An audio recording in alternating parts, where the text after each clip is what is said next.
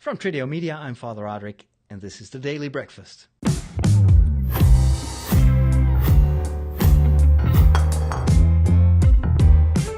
Hi, and welcome back to the Friday episode of the Daily Breakfast. And I may have mentioned that I've been filming in Amsterdam for the past few weeks. There's this big passion event that is going to be happening. It's a musical event where they use modern pop songs to tell the story of the last days of Jesus, his crucifixion, and hinting at the resurrection. And this is a massive, massive event in the Netherlands. Millions of people are watching this every year. And this year, the location is going to be the southeastern part of Amsterdam. It's not the pretty one with the canals and everything. This is a very modern neighborhood that was constructed in the second half of the 60s.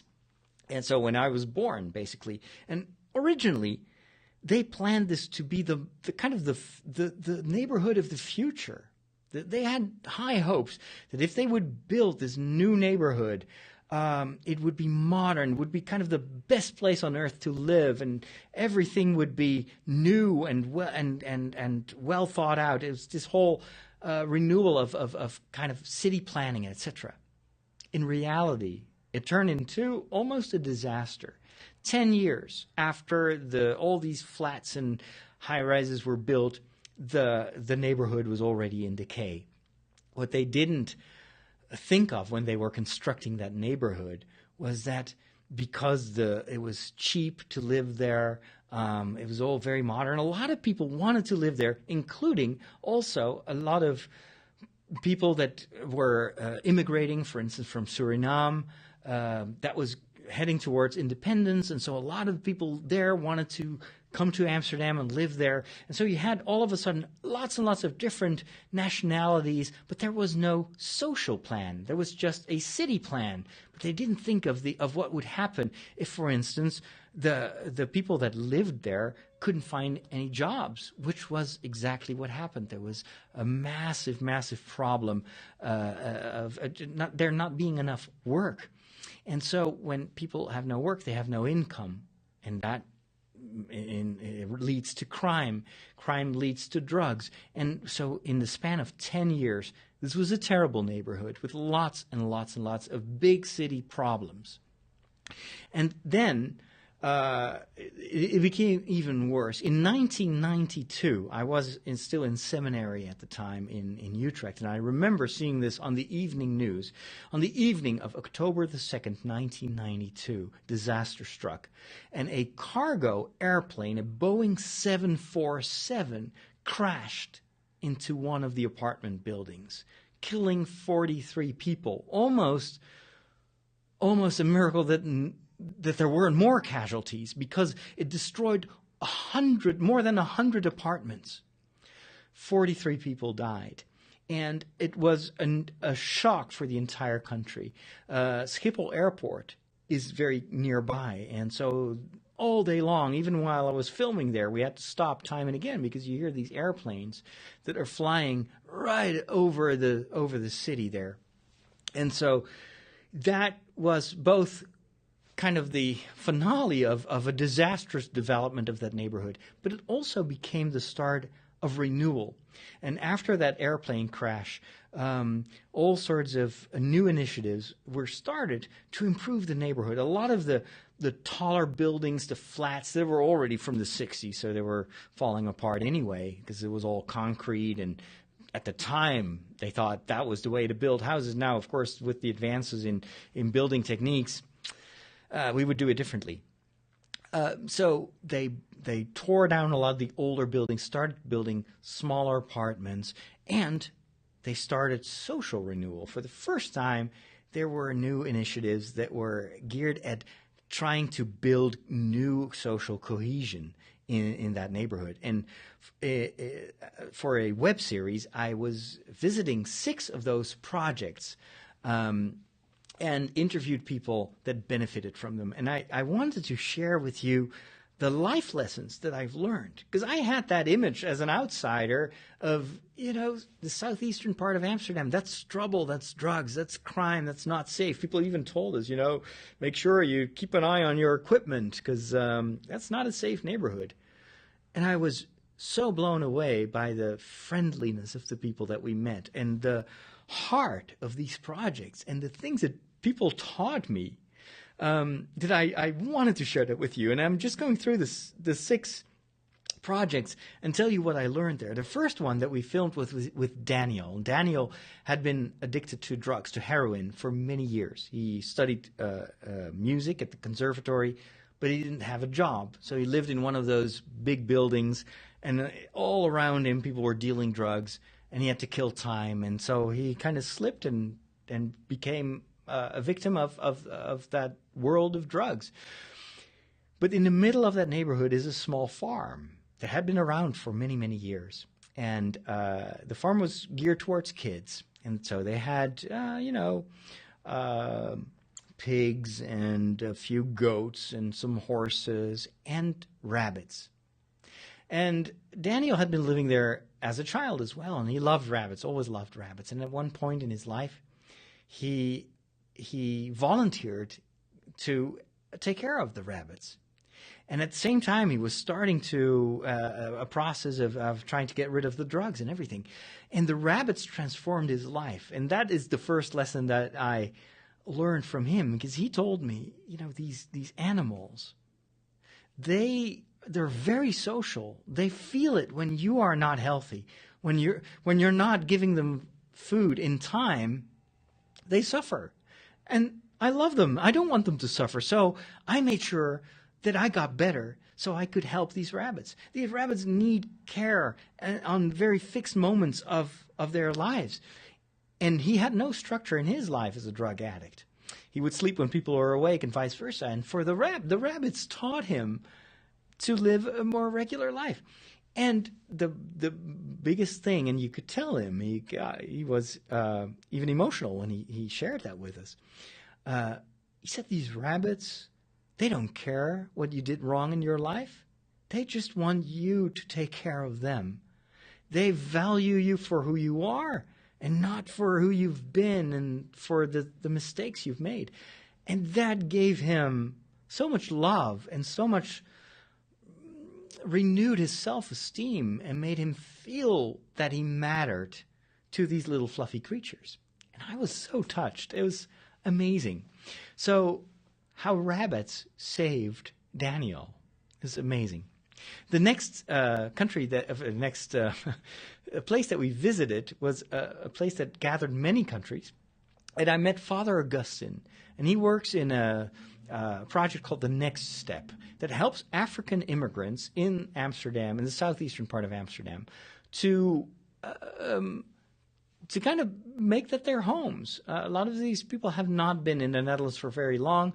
And if you come from a small country in Africa and all of a sudden you're confronted with all the bureaucracy and the red tape in Dutch society, and we're very good at that, you need help.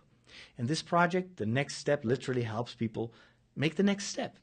And Father Augustine himself is from Africa. And he told me that he came to Amsterdam. They asked him if he wanted to be a missionary among the African immigrants in Amsterdam, in the Netherlands.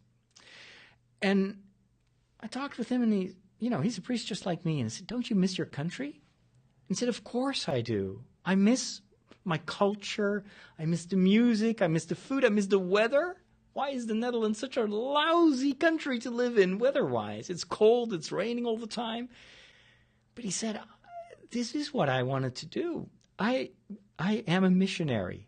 My vocation is to be a missionary, and my mission is here in the Netherlands. And I was so touched by his selflessness, and by what he showed me was that in order to be happy or to live out your vocation, it doesn't always mean that everything in your life is the way you would love it to be. It doesn't mean that you can't miss things in your life. And, it made me think of something that a lot of people always talk about when they talk about the priesthood and the celibacy. Don't you miss having kids? Don't you miss having a partner in your life? Don't you miss passing things on to the next generation? And I would say, you know what? I think that is definitely something that is a treasure in your life. To have kids, to have a family. I have a brother and a sister. They both have families. And I'm seeing things that in their lives that I never thought they would be able to. You see, there is a grace in being a father and being a mother. There is a strength that is given to you to be a father and be a mother. And it's amazing. And I love it. I admire it. And yet, as a celibate priest, my happiness is in knowing that I am perhaps not living a natural life in a certain way, because celibacy is, in a way, it's unnatural. But it is, at the same time, an expression of love and of me wanting to be with God and be with the Lord. And my partner is Jesus. And even if that sometimes makes my life perhaps lonely, or although I'm an introvert, so I like to be lonely from time to time. So I have a lot, but there are many of my fellow priests that sometimes for them it's a struggle to live this life alone. But at the same time, it's not living out your vocation does not always mean a comfortable life. But it means knowing, and that's the foundation of true happiness, is knowing that you are where you should be, and that you can mean something to the people around you, that you can help others. That replaces other treasures in your life and makes it actually possible to live a celibate life, to dedicate your life to the people around you. And so and I saw that in his eyes. There was a twinkling in his eyes. So even though Father Augustine's far away from home, and he misses his country and culture in a way that I cannot even understand, because I live here in the Netherlands. I have my culture around me. But I saw that he was truly happy to be a missionary in this cold, outpost in the Netherlands, in this tiny country. And that was an affirmation also of my own vocation. When I see that in someone else, I'm reminded of my own yes to the priesthood and what that means and what is truly the core of that vocation. That's another life lesson. This is going to be a long talk. The third one was a project, Blossom and Growth. Women, also many of which are elderly people or immigrants, that are creating this almost an oasis in all this concrete in Amsterdam, in the southeastern part of Amsterdam. They rent a garden, and then 25 women can create their own little garden, and they help each other grow plants and fruits and vegetables.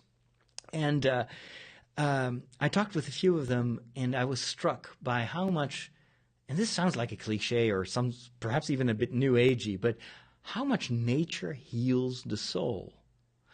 I heard testimonies, and some of them I didn't even record, of women that told me, my life has been hell sometimes, very, very difficult, lots of struggles, lots of loneliness and problems. But when I'm here, when I'm in my garden, when I'm with these other women, I'm happy. And something it gives me peace. It helps me to step away from all that trouble and to find myself in this oasis. I was like, you know what? That is so true. That is what nature does. And when I'm too stressed and when I'm worrying about all the things in my life that are not the way I want them to be, I know that it helps to go outside and to walk and to just listen to the birds in the woods, or go for a long, hour-long walk outside. This contact with nature is really, truly beneficial for your well-being, physically, psychologically, but even on a spiritual level. Another project was a foundation where people that are in serious debt and sometimes are bankrupt and are completely in financial trouble, where they can make a new start. What struck me there was that I heard from all these people that were one time in their life in deep financial trouble. Some of them even contemplated suicide and whatnot. They came there, and that was the first. Because sometimes these people go from organization to organization, and this was the first time that people were asking them not about their problems, but about their dreams. The first question that was part of their method was, "What is your dream? If you could fast forward 5 years in the future, where do you want to be?" And that creates motivation to get there. And then step by step, they would help these people realize their dreams. And so it was very much not one solution for everyone, but what do you want to become? And what are you going to do? And they're not doing the work for you. You have to make those steps. But to have people that remind you of the fact that you're made for something better than the current misery that you're in, that you are allowed to dream, that dream can even have an energy, an aspirational strength that helps you to go beyond what you thought was your strength. I found that incredibly inspirational. Another project that I filmed yesterday was the refugee company. Lots of people that have been fleeing countries like Iraq and other countries where a lot of them are Christians, persecuted for their faith. They come here in the Netherlands. They've already had an entire life in the countries where they come from. And here, they're just seen as a refugee. Oh, you're a poor refugee, And they get the lousiest jobs, if they even get a job. Well, the refugee company tries to build new careers with these people. And so they've opened a restaurant in a former prison in Amsterdam, which was one of the worst prisons that we know, or where the worst criminals were kept. And now it's no longer a prison. The building is still there. And so they've opened, among other things, in that building, a restaurant. And I spoke with a Haider. He was from Iraq. Bald head, a big beard. One of the kindest guys that I've interviewed for this series. And he said when he came there, they asked him, what do you like to do? And he said, well, in Iraq, I used to have a coffee shop. And it's not like in the Netherlands, in Amsterdam, if you ask for a coffee shop, they will bring you to a place where they sell drugs. But it's a place where you can have a cup of coffee. And that was his job. And so they taught him how to be a barista. And of course, coffee here in Europe, very different from the coffee over there in Iraq. But he loved coffee. He was an aficionado of coffee. So he became a natural barista. And then after 3 months, they asked him, do you want to start your own, coffee bar? We'll help you with that. Or we have an offer for you. You're good with people. You're motivated. You're kind. Do you want to become a floor manager in our restaurant here and help other refugees to go through that same apprentice phase that you just finished here successfully? And that's what he did. And now he is a floor manager for all the others. And so I spoke with a guy from Nigeria, Catholic, a refugee. And he told me he was working in the kitchen there. And he was preparing food, and I was looking at that food. And I was like, oh my goodness, that looks like a Michelin star dish. Unbelievable. I mean, it oozed quality. And I heard that he was like the best cook that they had in a long, long time. And so I asked him, were you a cook in Nigeria? And he said, no, Father. I was driving big trucks. I was a truck driver. And then when I came here, there was nobody wanted to hire me. So they asked me, do you want to become a cook? And I said, sure, why not? And he discovered that he was actually amazingly good at cooking. And then he said something to me, unrequested. I didn't ask him about that. He said, Father, that is it with God. He guides you in directions you never dare to dream of. But you need to listen, because God comes up with stuff that we cannot come up with ourselves. And so this truck driver from Nigeria now is on his way, I think, to becoming a master chef. Amazing. It was such an amazing day. And then the final thing that I did was I visited a project for African kids, also in Amsterdam. A lot of these kids are from African families. So people that were still born on the continent of Africa are all of a sudden find themselves in a completely different culture, a different country, and their kids are born here, and they grow up in the Dutch society and culture.